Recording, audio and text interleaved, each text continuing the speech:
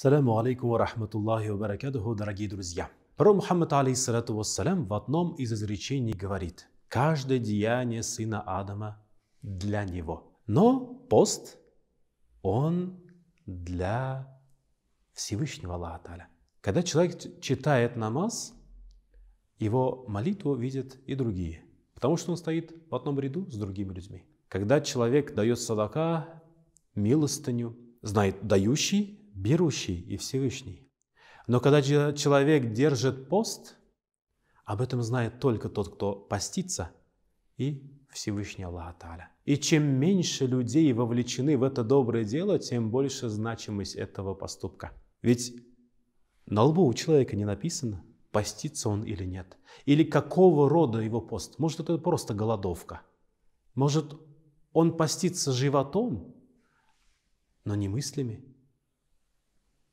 не сердцем, не своими глазами, несмотря на то, что человек постится, порой люди смотрят на запретное, и таким образом они уменьшают свои вознаграждения. Приведу вам пример. Пришел человек на молитву, встал читать намаз. И молитва его была долгой. Но во время молитвы позади него сидели пожилые люди.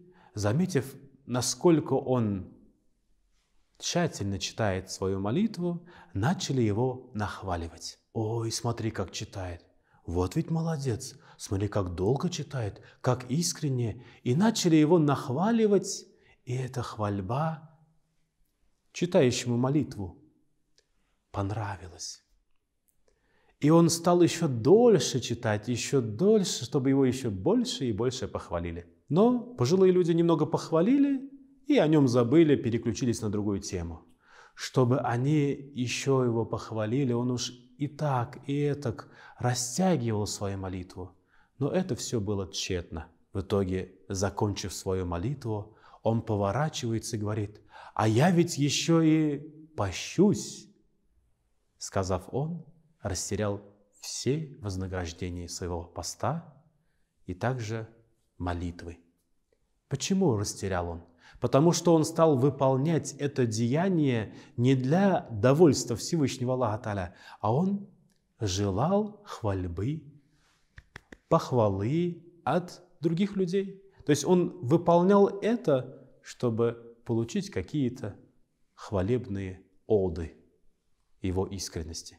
Поэтому, дорогие друзья, чем меньше людей знают о наших добрых деяниях, поступках, чем больше вы делаете свое поклонение, выполняете свои молитвы, намазы, посты, и знает только Всевышний и вы об этом, тем больше эти деяния становятся ценнее перед самим Всевышним.